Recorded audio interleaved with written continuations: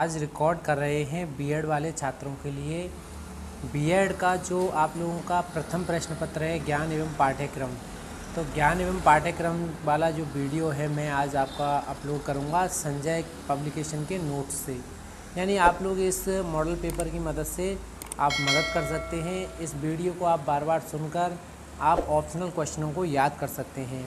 तो 2022 के लिए है ये, और आगे भी एग्ज़ाम्स में काम आएगी। और पिछले एग्ज़ाम्स के इसमें क्या है, अनसॉल्व क्वेश्चन हैं, यानी पिछले क्वेश्चन आए हुए हैं पिछले एग्ज़ाम्स में, जैसे सी टेट हो गया, यूपी टेट हो गया, उसमें आए हुए क्वेश्चन हैं। तो चलिए देर न करते हुए मैं आज आप लोगों को सेकंड यूनिट इसकी पढ़ाऊँगा। तो सेकंड यूनिट जब मैं आपको क्वेश्चन याद कराऊँगा तो आपको करना क्या है कि आपको करना ये है कि आप लोग इस वीडियो को बार बार देखकर यानी सुनकर आप इन क्वेश्चनों को याद कर सकते हैं। तो चलिए देर किए बिना हम चलते हैं और वीडियो स्टार्ट करते हैं। तो पहला जैसे आपका क्वेश्चन है, कैरिकुलम शब्द की उत्पत्ति लैटिन के किस शब्द से हुई है? तो ये हुए कुरेर से। पाठ्यक्रम का आधार होता है अ एवं ब दोनों। अगला है आप लोगों का, निम्नलिखित में से कौन सा पाठ्यक्रम का प्रकार नहीं है? तो पाठ्यक्रम का प्रकार है अध्यापक केंद्रित पाठ्यक्रम। यानी आप लोग ध्यान रखिए कि पाठ्यक्रम अध्यापक केंद्रित नहीं होना चाहिए, बाल केंद्रित पाठ्यक्रम होना चाहिए, ठीक है। और क्या है, कोर पाठ्यक्रम होना चाहिए, विषय केंद्रित पाठ्यक्रम होना चाहिए, ऐसा नहीं होना चाहिए, ठीक है। अगला निम्नलिखित में से कौन सा पाठ्यक्रम का मुख्य उपागम नहीं है? तो वह आर्थिक। पाठ्यक्रम निर्माण का मुख्य आधार नहीं है, तो आर्थिक नहीं है। शिक्षा कितने प्रकार की मानी गई है? तो शिक्षा 2 प्रकार की मानी गई है। पाठ्यचर्या का विकास हुआ तथा विकास के लक्ष्यों को अधिक महत्व दिया जाने लगा, तो ये है आप लोगों का 20वीं शताब्दी में। किसका कहना है कि उत्तम साध्य के लिए उत्तम साधना होना अनिवार्य है? तो ये किसका है? महात्मा गांधी का। कैरिकुलम शब्द है तो ये लैटिन भाषा से ऊपर भी आ चुका है आप लोगों का, लैटिन के किस शब्द से लिया गया है? अगला है आपका शिक्षा के उद्देश्य। तो शिक्षा के उद्देश्य क्या है? बदलते रहते हैं हमेशा। कभी इंसान कुछ चाहता है, कभी कुछ चाहता है, कभी गवर्नमेंट भी चाहती है कि कुछ नया डेवलप किया जाए शिक्षा के लिए, तो बदलता रहता है। पाठ्यक्रम कैसा होना चाहिए? तो पाठ्यक्रम आप लोगों का उपयुक्त सभी के अनुरूप होना चाहिए। कैसे? शिक्षा व्यवस्था के अनुरूप, परीक्षा प्रणाली के अनुरूप, समाज एवं परिवेश के अनुरूप, मतलब सभी के अनुरूप होना चाहिए। अगला है आप लोगों का, पाठ्यक्रम के उद्देश्यों की पूर्ति के लिए किसके द्वारा संभव नहीं है? क्या पाठ्यक्रम के उद्देश्यों की पूर्ति किसके द्वारा संभव नहीं है? तो शिक्षक की आर्थिक स्थिति के कोई मतलब नहीं होता इसका, ठीक है। निम्नलिखित में से कौन सा स्रोत पाठ्यक्रम निर्माण का स्रोत नहीं है? तो वो है आप लोगों का नेता, ठीक है। ये कोई पाठ्यक्रम से संबंधित नहीं है। पाठ्यक्रम कैसा होना चाहिए? तो पाठ्यक्रम छात्र केंद्रित होना चाहिए, आप भी जानते हैं। पाठ्यक्रम विकास का आयाम है, तो पाठ्यक्रम विकास का आयाम है अनुभव आयाम होना चाहिए, पाठ्य वस्तु आयाम भी होना चाहिए, अनुदेशन आयाम यानी उपयुक्त सभी। पाठ्य सागामी क्रियाओं के संगठन का सिद्धांत नहीं है, तो यह है अध्यापकों की रुचि का कोई ध्यान नहीं है, ठीक है। ये पाठ्य सागामी क्रियाओं के संगठन का सिद्धांत नहीं है। अगला है आप लोगों का, पाठ्य सागामी क्रियाओं के संगठन का सिद्धांत ये हो गया कि दार्शनिक आधार पर निर्मित पाठ्यक्रम छात्र केंद्रित होता है, तो वो है आप लोगों का प्रगतिवाद। अगला निम्नलिखित में से किसी बाल मनोवैज्ञानिक के अंतर्गत शामिल नहीं किया जा सकता? तो वो है आप लोगों का शिक्षा दर्शन को, ठीक है। बाल कल्याण तो बाल के विकास के लिए है, मानसिक स्वास्थ्य विज्ञान ये भी बालक के विकास के लिए है, मनोविश्लेषण ये भी है, यानी शिक्षा दर्शन को। बाल मनोविज्ञान में अध्ययन किया जाता है, तो बाल मनोविज्ञान में अध्ययन किसका किया जाता है? बालक के जन्म से पूर्व लेकर किशोर अवस्था तक। शिक्षा मनोविज्ञान उपयोगी है, तो वो देखिए सभी में है, समय सारणी बनाने में, शिक्षण विधि के सुधार में, परीक्षा प्रश्न पत्र बनाने में, यानी सभी के लिए है। किस विद्वान ने मनुष्य की अंतर्निहित पूर्णता की अभिव्यक्ति को ही दिशा यानी शिक्षा माना है? तो ये देखिए किसने माना है? विवेकानंद जी ने कहा है कि मनुष्य की अंतर्निहित पूर्णता की अभिव्यक्ति को ही शिक्षा मान लिया गया है इन्हें, ठीक है, यानी इंसान के मन में उठने वाले विचार। चलिए नेक्स्ट क्वेश्चन पे है, शिक्षा से मेरा अभिप्राय बालक और मनुष्य के शरीर, मस्तिष्क, समय एवं आत्मा के सर्वोच्च अंश की अभिव्यक्ति है, तो यह गांधी जी का विचार था ऐसा। अगला है आपका क्वेश्चन, शिक्षण मनोविज्ञान पर आधारित है, तो किस पर? किंडरगार्टन पद्धति, माउंटेनियरिंग पद्धति, खेल पद्धति, यानी सभी पर है, उपयुक्त सभी पर है, ठीक है। निम्नलिखित मनोविज्ञान की प्रथम प्रयोगशाला स्थापित हुई थी, तो ये हुई थी 1879 में जर्मनी में, ध्यान रखिएगा। शिक्षा मनोविज्ञान एक शाखा है, तो शिक्षा मनोविज्ञान एक शाखा किसकी है? तो वह है आप लोगों की मनोविज्ञान की। अगला है, शिक्षा का शाब्दिक अर्थ है, तो शिक्षा का शाब्दिक अर्थ है नेतृत्व देना। वर्तमान में मनोविज्ञान माना जाता है, तो मनोविज्ञान क्या होता है आप लोगों का? व्यवहार का विज्ञान। शिक्षा के क्षेत्र में प्रकृतिवाद के मुख्य प्रवर्तक हैं, प्रकृतिवाद के तो रूसो हैं। यूनान के स्पार्टा में पाठ्यचर्या आधारित थी, तो पाठ्यचर्या कैसी आधारित थी? तो ये थी, देखो, शारीरिक भी और शास्त्रीय शिक्षा हथियारों के ऊपर, यानी सभी की थी। कौन आदर्शवादी शिक्षा शास्त्री है? तो देखिए आदर्शवादी शिक्षा शास्त्री प्लेटो भी है, और क्या है आप लोगों का? हीगल भी है, सुकरात भी है, और पांड उपयुक्त सभी है। आदर्शवादी शिक्षा का उद्देश्य है, तो आदर्शवादी शिक्षा का उद्देश्य है उपयुक्त सभी, यानी सर्वांगीण विकास होना, सौंदर्यानुभूति होने जाना, आत्मानुभूति होना। ठीक है, मुझे लंबी लंबी शाखाओं से घृणा है, किसने कहा था? तो ये रूसो ने कहा था। ठीक है, अगला है आप लोगों का, ड्यूवी ने बालक की स्वाभाविक शक्तियों को माना है, तो कैसा माना है? तो इसने माना बातचीत और विचारों के आदान प्रदान की अभिरुचि, कौतूहल तथा जिज्ञासा की अभिरुचि, ये सभी बालक में होती है। देखो, रचनात्मक अभिरुचि, बच्चा कुछ न कुछ बनाता रहेगा, कलात्मक अभिरुचि, कोई न कोई कला ड्राइंग करता रहेगा, इन सभी हैं। प्रयोजनवादी बल देते हैं, प्रयोजनवादी बल किस पर देते हैं? तो प्रयोग देखिए सभी पर देते हैं। ठीक है, विज्ञान के तत्वों पर, विज्ञान पर, विषयों पर, यानी उपयुक्त सभी पर। अगला क्वेश्चन है आप लोगों का, अगला क्वेश्चन कहता है यथार्थवादी विचारधारा का जन्म हुआ, तो ये हुआ था 17वीं शताब्दी में। कब हुआ था? 17वीं शताब्दी में।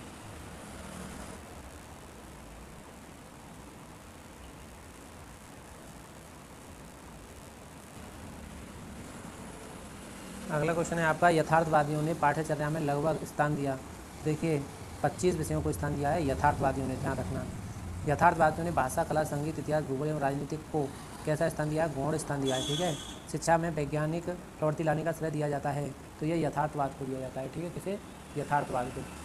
अगला है आप लोगों का, इसके अनुसार पाठ्यचर्या में अस्थिरता तथा परिवर्तनशीलता नहीं होनी चाहिए, तो ये है आप लोगों के, किसके? शंकराचार्य के अनुसार। शंकराचार्य क्या कहते हैं कि पाठ्यचर्या में आप लोगों का स्थिरता और परिवर्तनशीलता नहीं होनी चाहिए, एक जैसा रहना चाहिए। निम्नलिखित में से कौन सा सोपान पाठ्यचर्या परिकल्पना का सोपान नहीं है? तो वो है आप लोगों का शिक्षक की योग्यता। ठीक है, अगला है, शिक्षा के क्षेत्र में जितना महत्व बालक एवं शिक्षक का है, उतना ही महत्व किसका है? तो उतना ही महत्व पाठ्यचर्या का भी है। देखिए, पाठ्यचर्या का मतलब है आपका पाठ्यक्रम कैसा होना चाहिए, कैसा है, जैसा होगा वैसे ही बच्चे ध्यान देंगे। स्वामी विवेकानंद ने पाठ्यचर्या के प्रकार बताए हैं, तो बताएं उपयुक्त दोनों, यानी आध्यात्मिक पाठ्यचर्या और भौतिक पाठ्यचर्या। ऐसी शिक्षा किसी काम की नहीं जो क्या भविष्य में जीवन यापन करने के लिए जीवन यापन का साधन न बने, तो ये महात्मा गांधी ने कहा था। ठीक है, पाठ्यचर्या के अंतर्गत आते हैं, तो ये सभी उपयुक्त सभी आते हैं। एनसीसी आता है, रेड टॉर्च और स्काउटिंग सभी आते हैं। अगला है, यौन शिक्षा देने वाले अध्यापक को कौन सा गुण होना चाहिए? इसमें सच्ची चरित्रता होनी चाहिए, यौनांगों की जानकारी होनी चाहिए और समयात्मक परिपक्वता होनी चाहिए, उपयुक्त सभी है। कुंडा की दशा में बालक बन जाता है, तो उपयुक्त सभी बन जाता है। क्यों? आक्रामक भी हो जाता है, एकांतवासी हो सकता है और रोग भी हो सकता है, तो कुछ भी हो सकता है। अगले क्वेश्चन पर चलते हैं। चलिए, अगला क्वेश्चन आप लोगों का कह रहा है क्या? अगला क्वेश्चन कह रहा है, प्रतिभाशाली बालक की ज्ञानेंद्रियाँ होती हैं तो तीव्र हो जाती हैं। आपको भी पता, भी प्रतिभाशाली की तो ज्ञानेंद्रियाँ भी तीव्र होंगी। अगला है, बहरे बच्चे को पढ़ाने की एक विधि है, तो आत्मीकरण है उसकी। अंधे बालक पढ़ सकते हैं, ब्रेन लिपि द्वारा पढ़ सकते हैं। शिक्षा को मनुष्य एवं संपूर्ण समाज का निर्माण करना चाहिए, कथन किसका है? तो ये कथन है आप लोगों का डॉक्टर राधाकृष्णन का है। ठीक है, अगला है, सीखना विकास की प्रक्रिया है, कथन किसका है? तो यह है स्पेंसर का। ठीक है, अगला है आप लोगों का, प्रचलित पाठ्यचर्या की समस्याएं बताइए, तो प्रचलित पाठ्यचर्या की समस्याएं हैं उपयुक्त सभी। ठीक है, यानी शैक्षिक पद्धति हो सकती है, सामाजिक परिवर्तन भी हो सकता है, चारित्रिक शिक्षा का अभाव भी हो सकता है। अगला है, निम्नलिखित में से कौन सा सोपान पाठ्यक्रम चयन की प्रक्रिया का सोपान नहीं है? तो वह पाठ्यक्रम सहायक सामग्री। ठीक है, अगला है आप लोगों का निम्नलिखित में से कौन सा सोपान पाठ्यक्रम चयन की प्रक्रिया का सोपान नहीं है? तो ये आप लोगों का पाठ्यक्रम सहायक सामग्री। अगला है, निम्नलिखित में से किस स्तर का अधिकरण पाठ्यक्रम निर्माण में योगदान देता है? तो वो देता है राज्य स्तर का। पाठ्यचर्या पर्यावरण में होने वाली क्रियाओं का योग है, तो ये कथन किसका है? एनन का। पाठ्यचर्या का उद्देश्य है, पाठ्यचर्या का उद्देश्य क्या है? उपयुक्त सभी पाठ्यचर्या की उपयोगिता, यानी छात्रों की उपयोगिता, ज्ञान को व्यवस्थित करना और शिक्षा के निर्धारित लक्ष्यों को प्राप्त करना, ये सब है। पाठ्यचर्या की आवश्यकता होती है, तो पाठ्यचर्या की आवश्यकता क्यों होती है बताइए? तो वह शैक्षिक उद्देश्यों की प्राप्ति के लिए। और अगला है, प्रयोजनवाद विचारधारा के प्रमुख समर्थक जॉन ड्यूवी हैं। ठीक है, प्रयोजनवाद विचारधारा के प्रमुख यानी समर्थन या जन्मदाता। अगला है आप लोगों का क्वेश्चन, तो क्वेश्चन क्या कह रहा है? सहगामी क्रियाओं का संगठन किया जा सकता है, तो किसमें किया जा सकता है? उपयुक्त सभी में। क्यों? केंद्रीकरण द्वारा भी हो सकता है, परीक्षण द्वारा भी हो सकता है, सहगामी क्रियाओं एवं छात्रों की सहभागिता के द्वारा भी हो सकता है। अगला पाठ्यचर्या में वे सभी क्रियाएं आती हैं जो स्कूलों में विद्यार्थियों को दी जाती हैं, तो ये किसके अनुसार है? ये आप लोगों हेनरी के अनुसार। राष्ट्रीय पाठ्यचर्या की रूपरेखा 2005 की प्रमुख समस्या है, तो प्रमुख समस्या क्या है आप लोगों की? भाषा व समाज एवं उच्च आकांक्षाएँ। ये बात सही है, ये ज़रूरी है। आज की 2005 की प्रमुख समस्याएं ये शिक्षा व वित्त संबंधी समस्याएं, बिल्कुल टीचरों को सैलरी देना या ऐसा हो सकता है। धार्मिक राजनीतिक समस्याएं, हाँ धार्मिक राजनीतियाँ होने लग गई हैं, ये भी आपको परंपराएं विचारों की समस्या, रीति रिवाज जो होते हैं, यानी उपयुक्त सभी हैं। राष्ट्रीय पाठ्यचर्या प्रारूप 2009 के अब तक कुल कितने प्रारूप जारी हो चुके हैं? तो देखिए 5 प्रारूप जारी हो चुके हैं। विद्यालय के समस्त कार्यों में संचालन होता है, तो इसमें दे रखा है देखिए क्या? शिक्षक। वैसे मेरे मानना है कि प्रबंधन समिति द्वारा होता है, अब वो अगला अपना अपना विचार है, बाकी प्रबंधन समिति द्वारा ही देखिए विद्यालय के समस्त कार्यों का संचालन होता है। अगला है, मौखिक रचना मौखिक रचना या वातावरण का अभ्यास कराने के लिए किन साधनों का प्रयोग करना चाहिए? तो वो हैं उपयुक्त सभी। मौखिक भाषा किसकी प्रधान भाषा है? तो मौखिक भाषा अनुकरण की प्रधान भाषा है। छात्रों को किसके अनुचित व्यवहार के लिए कैसे रोका जा सकता है? यानी छात्रों को उनके अनुचित व्यवहार के लिए कैसे रोका जा सकता है? तो उन्हें आप लोग देखिए क्या करेंगे, उन्हें समझाएंगे, ठीक है ना। तो आप लोग ये नहीं कि डंडा लिया और पिटाई कर दी, ऐसा नहीं करना है। अगला है पाठ्यक्रम की आवश्यकता क्यों पड़ी? तो देखिए पाठ्यक्रम की आवश्यकता इसलिए पड़ी क्योंकि यह छात्र, अध्यापक एवं छात्रों को कार्य करने की क्षमता प्रदान करता है, इसलिए पड़ी। अगला है एक अध्यापक के रूप में आप अपने छात्रों के अंदर पुस्तकालय अध्ययन की रुचि कैसे विकसित करेंगे? तो स्वयं पुस्तकालय में जाकर बैठ जाएंगे और किताब पढ़ेंगे। यही होगा, देखो छात्रों के साथ स्वयं पुस्तकालय में बैठकर अध्ययन करना, ठीक है। तो इसका ऑप्शन आप लोगों को ये है। अगला क्वेश्चन है आप लोगों का, छात्रों के अधिगम में किसके द्वारा सर्वाधिक रुचि जागृत होती है? तो किसके द्वारा होती है बच्चों? तो ये होता है द्रव्य यानी दृश्य श्रव्य सामग्री द्वारा। यानी देखकर अगर आप लोग सीखें तो बहुत सी चीज़ों को बहुत जल्दी सीख जाते हैं, या सुनकर, ठीक है। जैसे टेलीविज़न में कोई फिल्म वगैरह कोई गाना सुन रहे, अगर कुछ भी आप सुन लेते हैं तो बहुत जल्दी याद हो जाता है ना। अगला छात्रों के अधिगम में किसके द्वारा सर्वाधिक रुचि जागृत होती है? तो दृश्य सामग्री द्वारा, ठीक है। शिक्षण प्रक्रिया में निम्नलिखित में से सर्वाधिक महत्वपूर्ण कौन है? तो वह शिक्षक। बालक से यह कहना घर गंदा मत करो कौन सा निर्देश है? तो ये है आप लोगों का, या तो इन दोनों में से ये हो सकता है आप लोगों का निषेधात्मक, ठीक है। अगला है शैक्षिक दृष्टि से बालक विकास की अवस्थाएँ हैं, तो वह उपयुक्त सभी हैं। शिक्षण का उद्देश्य है, उपयुक्त सभी का मतलब है शैशवावस्था हो, बाल्यावस्था हो, किशोरावस्था हो, सभी में। अगला है शिक्षण का उद्देश्य है, तो शिक्षण का मेन उद्देश्य होती है उपयोगी ज्ञान प्रदान कर छात्रों का सर्वांगीण विकास करना। उत्तम शिक्षा की विशेषता होती है, तो उत्तम शिक्षा की विशेषता होती है कि सहयोगपूर्ण एवं बाल मनोविज्ञान के अनुकूल होगी। अगला है अधिगम व्यवहार में उत्तरोत्तर समस्या की प्रक्रिया या कथन किसका है? तो यह कथन है स्किनर का। सीखने की विशेषता है, सीखने की विशेषता किसमें आती है? उपयुक्त सभी में आती है। क्या? अधिगम का विवेकपूर्ण प्रक्रिया, अधिगम एक विवेकपूर्ण प्रक्रिया, अधिगम एक सामाजिक प्रक्रिया में, अधिगम एक सतत प्रक्रिया, ये सभी यानी आएंगे। अधिगम को प्रभावित नहीं कर सकता, तो यानी अधिगम को कौन प्रभावित नहीं कर सकता है? ये कर सकता है नियोजन। अधिगम में उत्तेजनाओं की अनुकूलिया होती है, तो ये होती है आप लोगों की एक या अधिक। अगला क्वेश्चन है आप लोगों का, अधिगम का अर्थ ज्ञान के अतिरिक्त प्राप्त करना है, तो अनुभव हम करके सीखते हैं किसने कहा था? तो मैथ्स ने कहा था। अंतर्दृष्टि सिद्धांत के प्रतिपादक है, तो वो हैं आप लोगों के कोहलर। क्या? अंतर्निहित सिद्धांत के प्रतिपादक हैं कोहलर। सीखने की खेल विधि का प्रयोग होता है, तो कहता है बाल्यावस्था हेतु पुनर्वलन सिद्धांत को प्रतिपादन किया था, तो ये किया था हल ने किया था। क्या? पुनर्वलन सिद्धांत का प्रतिपादन किसने किया था? हल ने। आप अपने छात्रों के अंदर किस प्रकार के गुणों को विकसित करेंगे? तो ये आप लोगों के आधुनिकता के गुण बच्चों के अंदर कैसे आने चाहिए? आधुनिकता के गुण आने चाहिए। निम्नलिखित में से सामुदायिक सामग्री का उदाहरण नहीं है। सामुदायिक सामग्री का उदाहरण कौन नहीं है? कहानी। इसमें क्या है कि जो भी आ रहा है उसे बोल दिया जाता है, कोई ऐसा नहीं है कि स्पेशली वर्ड ही बोलना हो, ठीक है। निम्नलिखित में से मनोवैज्ञानिक, दार्शनिक, सामाजिक का उदाहरण है, तो ये है उपयुक्त सभी, यानी चलचित्र, मॉडल, पोस्टर। श्रव्य सामग्री का उदाहरण है, तो श्रव्य सामग्री का उदाहरण क्या है? तो वह है दूरदर्शन, ठीक है। आगे स्थानीय पर्यावरण का अध्ययन किया जाता है, तो देखिए गाँव शहर दोनों का किया जाता है, कोई दिक्कत नहीं है इसमें, ठीक है। अगला है स्थानीय अवलोकन के लिए आवश्यक है, तो देखिए मानसिक विकास, यानी ये सभी आवश्यक हैं। शैक्षिक वर्णन किसके लिए आवश्यक नहीं है? शैक्षिक वर्णन के लिए साइकिल की जरूरत पड़ रही है, पैदल चले जाओ, बस से चलाओ, ट्रक से, किसी से जाओ। सूक्ष्म शिक्षण का प्रारंभ स्टैनफोर्ड विश्वविद्यालय में हुआ था, तो कब हुआ था? ये हुआ था 1961 में। अगला देखिए आप लोगों, अगला क्वेश्चन है आप लोगों का, सूक्ष्म शिक्षण होता है तो किस लिए होता है? वो होता है कक्षा केंद्रित, ठीक है। कैसा होता है? कक्षा केंद्रित। सूक्ष्म शिक्षण की प्रयोगशाला में निम्नलिखित में से किसका प्रयोग नहीं होता? तो किसका प्रयोग नहीं होता? भाई फेविकॉल का नहीं होता। अगला है निम्न में से सूक्ष्म शिक्षण का सोपान कौन सा है? तो वो है आप लोगों के उपयुक्त सभी सोपान है। क्या? शिक्षण कौशल का सैद्धांतिक विवेचन करना है, विशिष्ट शिक्षक कौशल का विवेचन, आदेश पाठ का प्रस्तुतिकरण, यानी सभी। प्रयोग विधि से क्या होते हैं? हम करके सीखते हैं, छात्र क्या करते हैं? करके सीखते हैं। अगला है आप लोगों का, जो छात्र पढ़ने में कुछ कमज़ोर हो उसके प्रति क्या दृष्टिकोण होना चाहिए? तो उसके दृष्टिकोण सहानुभूति का दृष्टिकोण होना चाहिए, ठीक है। अगला है आप लोगों का, बाल अवस्था की प्रमुख मनोवैज्ञानिक विशेषता क्या है? तो वो है आप लोगों की सामूहिकता की भावना। बाल्यावस्था में शिक्षक का रूप क्या होना चाहिए? तो बाल्यावस्था में शिक्षक का रूप होना चाहिए सामूहिक खेलों एवं रचनात्मक कार्यों के माध्यम से शिक्षा दी जानी चाहिए। आपने देखा होगा सीबीएसई में पढ़ने वाले बच्चे ज़्यादातर क्या करते हैं? ड्राइंग वगैरह ये सब बनाते रहेंगे, प्रोजेक्ट वर्क, इससे शिक्षा मिलती है, लेकिन बच्चे करके भी सीखते हैं, ठीक है। अगला है आप लोगों का, बाल्यावस्था की प्रमुख मनोवैज्ञानिक विशेषता है, तो क्या? तो वो है आप लोगों की सामूहिकता की भावना होनी चाहिए। ठीक है। बाल्यावस्था में शिक्षा का स्वरूप क्या होना चाहिए, तो यही अभी पढ़ाया गया, सामूहिक खेलों में रचनात्मक कार्यों के माध्यम से शिक्षा देनी चाहिए। 100वां कक्षा शिक्षण की उत्तम प्रणाली वह है जिसमें क्या हो, जिसमें अध्यापक और छात्र दोनों प्रश्न पूछकर काम चलाएंगे, मतलब दोनों प्रश्न पूछें आपस में। कक्षा निरीक्षण को रुचिकर बनाने के लिए कक्षा शिक्षण को रुचिकर बनाने के का सबसे प्रभावी तत्व क्या है, तो सबसे प्रभावी तत्व है आप लोगों का शिक्षण विधि। खेल संबंधी सिद्धांत हैं तो वो हैं 5।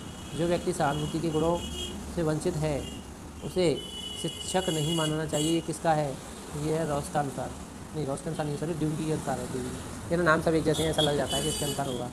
चलिए आपके कुछ ही क्वेश्चन बचे हैं, फिर यूनिट 3 चालू हो जाएगा। तो क्वेश्चन है आप लोगों का, निम्नलिखित में से कौन सा कारक विकास तथा प्रवृत्ति को प्रभावित कर सकता है। तो देखिए विकास और प्रवृत्ति को प्रभावित कर सकता है तो प्रयुक्त सभी हैं। आप विकास नहीं करें क्या, भोजन नहीं मिले, व्यायाम नहीं मिले, ग्रंथियों की क्रियाशीलता नहीं हो, तो है ना। व्यक्तित्व भिन्नता का प्रमुख आधार है, व्यक्तित्व भिन्नता का प्रमुख आधार है। उपयुक्त सभी क्या, रुचि, अधिगम, लिंग भेद, ये सब होता है तब आता है।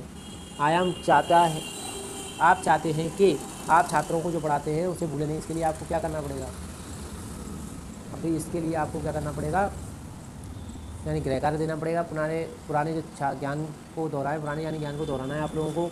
नवीन परिस्थितियों में अर्जित भूमिका का प्रयोग करना है आपको। वंशानुक्रम क्या है तथा यह एक दूसरे के पूरक हैं, तो कैसे पूरक हैं, पर्यावरण के अनुसार, ठीक है। पर्यावरण वह बाहरी वस्तु है जो हमें प्रभावित करती है, या मत किसका है, तो यह रॉस का। किस सन के पश्चात पाठ्यक्रम विकास पर पुनः विचार किए गए थे, तो ये किए गए थे आप लोगों के 1965 के बाद। 1965 के बाद में दोबारा विचार किया गया था शिक्षा नीति पर, ठीक है। अभी और चल रहा है आपका। पाठ्यक्रम का निर्माण किस प्रकार की योग्यताओं के अनुसार किया जाता है, तो ये किया जाता है इनमें से कोई मतलब ऑप्शन नहीं है। रुचियों के अनुसार नहीं, क्षमता के अनुसार नहीं, आवश्यकता के अनुसार नहीं।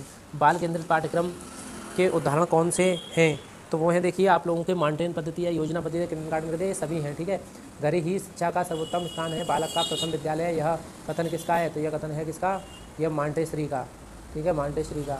आगे कुरेर शब्द का अर्थ है, तो कुरेर शब्द का अर्थ क्या है, तो कुरेर शब्द का अर्थ है आप लोगों का दौड़ का मैदान। अगला है किसी भाषा नीति में पाठ्यक्रम का स्थान दिया गया है, तो दिया गया है कितना, 1986 में। अगला आप लोगों का कि कोर पाठ्यक्रम के मुख्य विषय कौन कौन से होते हैं, तो वो होते हैं आप लोगों के उपयुक्त सभी, यानी भाषा व गणित ये होता है, स्वास्थ्य एवं शारीरिक शिक्षा भी होती है, आपने देखा होगा। और क्या है, सामान्य विज्ञान सामाजिक शिक्षा, यानी उपयुक्त सभी हैं। अगला है आप लोगों का, यदि शिक्षा उत्पाद है तो पाठ्यक्रम क्या है, तो पाठ्यक्रम आप लोगों की योजना, ठीक है। पाठ्यक्रम का उद्देश्य, मुख्य उद्देश्य क्या है, पाठ्यक्रम का मुख्य उद्देश्य है उपयुक्त सभी छात्रों का सर्वांगीण विकास, छात्रों को लोकतांत्रिक समाज हेतु तैयार करना, छात्रों का चारित्रिक विकास, यानी सभी। अधिकारियों द्वारा निर्धारित कौन से विषय पाठ्यक्रम के अंतर्गत आते हैं, तो भाषा प्रतियोगिता, यानी ये सभी आते हैं। शिक्षा क्या है, तो शिक्षा है आप लोगों की, क्या बताइए, कौन बता देगा, यानी आज शिक्षा है आप लोगों की प्रतिक्रिया, उत्पाद, अधिगम, उपयुक्त सभी। अगला है पाठ्यक्रम का क्षेत्र किस प्रकार का होता है, तो पाठ्यक्रम का क्षेत्र होता है विस्तृत, ठीक है। अगला है आपका क्वेश्चन, पाठ्यक्रम के मुख्य आधार कौन से हैं, पाठ्यक्रम के मुख्य आधार हैं उपयुक्त सभी, यानी सामुदायिक, समाज और क्या, अधिगमकर्ता, राष्ट्रीय, सभी हैं, ठीक है। पाठ्यक्रम के मुख्य लक्षण क्या हैं, पाठ्यक्रम के मुख्य लक्षण हैं उपयुक्त सभी, यानी शैक्षिक प्रक्रिया का स्वरूप, बालकों की क्षमताओं और रुचियों का विकास करना, बालकों को विचार करना, ठीक है। पाठ्यक्रम संग्रह है, पाठ्यक्रम संग्रह क्या है, विद्यालय विषयों का और अधिगम अनुभवों का, अधिगम क्रियाओं का, यानी उपयुक्त सभी का। बाल आधारित पाठ्यक्रम छात्रों को किस प्रकार का ज्ञान प्रदान करता है, तो वो जीवन मूल्यों का करता है, ठीक है। क्रिया आधारित पाठ्यक्रम की मुख्य विशेषता क्या है, तो क्रिया आधारित पाठ्यक्रम की मुख्य विशेषता यह है कि उपयुक्त सभी, बालकों की रुचि का महत्व, बालकों को उपयोगिता के अनुसार होता है, बालकों की रुचियों का महत्व समाज की उपयोगिता के अनुसार होता है, करके सीखने की आदत विकसित होती है। जॉन ड्यूकी ने छात्रों की रुचियों को पाठ्यक्रम के आधार पर कितने वर्गों में विभक्त किया है, तो ये किया है इन्होंने 4, कितने, 4 में किया है।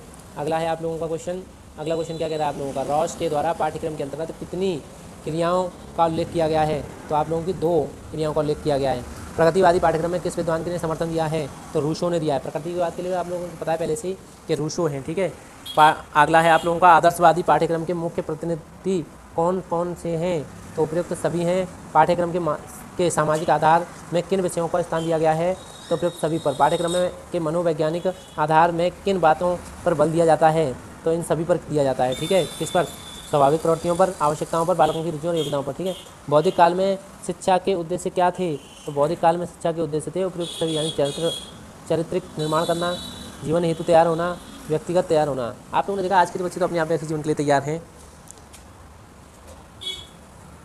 अगला है ब्रूनर के अनुसार अधिगम के प्रकार कौन कौन से होते हैं। तो ये होते हैं उपयुक्त सभी, क्रियात्मक, प्रतिमात्मक, प्रतीकात्मक। ठीक है, प्रतीकात्मक विषय बस आधार पाठ्यक्रम के अंतर्गत किस प्रकार के विकास के प्रति सजग होना चाहिए। तो ये होना चाहिए आप लोगों का इन सभी के। ज्ञान प्राप्ति के कितने स्रोत हैं। ज्ञान प्राप्ति के 2 स्रोत हैं, आप लोगों को सबको मालूम है। वैज्ञानिक विधि के कितने तत्व हैं। वैज्ञानिक विधि के आप लोगों के 5 तत्व हैं। ज्ञान व्यावहारिक प्राप्ति का सफलता का दूसरा नाम है। किसने कहा था, विलियम जेम्स ने कहा था। तो इस प्रकार आपने देखा कि आपकी 2nd यूनिट कंप्लीट हो चुकी है। अब 3rd यूनिट आपको नेक्स्ट वीडियो में देखने के लिए मिलेगी। तो इसी के साथ आज हम अपनी वाणी को विराम देते हैं। आज की वीडियो में इतना ही। जय हिंद, जय भारत।